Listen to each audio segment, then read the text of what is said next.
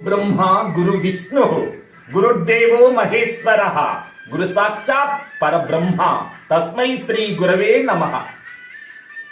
गुरु ब्रह्मा गुरु विष्णु गुरु మహేశ్వరుడు అంటే ఇక్కడ ముగ్గురు మూర్తుల యొక్క ప్రతిబింబమై గురువు శోభిస్తారు.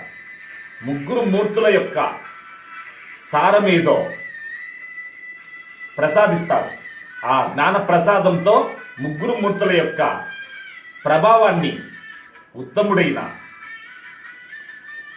శిష్యునికి ప్రసాదిస్తారు. కారణం, బ్రహ్మ సృష్టిలో సుఖదుఖాలు, మంచి చెడ్డలు, నింద, నిష్ఠురాలు కలబోసి ఉంటాయి. కానీ గురు బ్రహ్మ సృష్టి ఏది ఎంతవరకు అవసరమో పవిత్రమైన సద్గుణాలనే విత్తనాలను సృష్టిస్తారు. సద్గుణాలనే పవిత్ర జీవన అంకురాలను సృష్టిస్తాడు బ్రహ్మగా. వాటిని పోషిస్తాడు విష్ణువై. దుర్గుణాలను తొలగించి సద్గుణ సంపత్తిని వృద్ధి చేస్తాడు. మరి మధ్యలో వచ్చేటువంటి ఆటంకాలు, అవరోధాలను నిర్మూలించి మహేశ్వర స్వరూపంతో నిర్మూలించి లయం చేస్తారు. సృష్టి, స్థితి, లయం అంటే బ్రహ్మ, విష్ణు, ఈశ్వర ఈ ముగ్గురు యొక్క స్వరూపాల వైభవాన్ని గురువు తనలోనే శిష్యునికి దర్శనమిచ్చి సాక్షాత్ సహా అక్షః అంటే జ్ఞాననేత్రాన్ని ప్రసాదించి, ఎన్నెన్నో విగ్రహాలు దర్శిస్తుంటావు మిత్రమా చర్మ నేత్రంతో.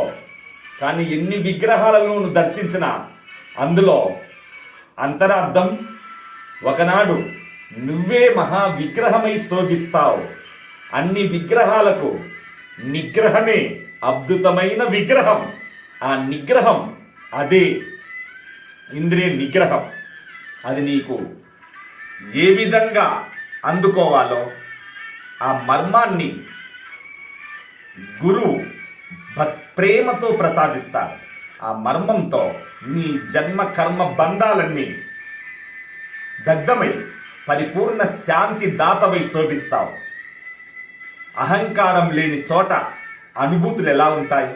అనుభూతులు వస్తున్నాయంటే అహంకారానికి బానిసైపోయావు. కనుక సుఖదుఖాలు ఇవన్నీ నీ ఆత్మస్ఫురణ దగ్గర లేవు. మాటే మంత్రము, మనసే బంధము.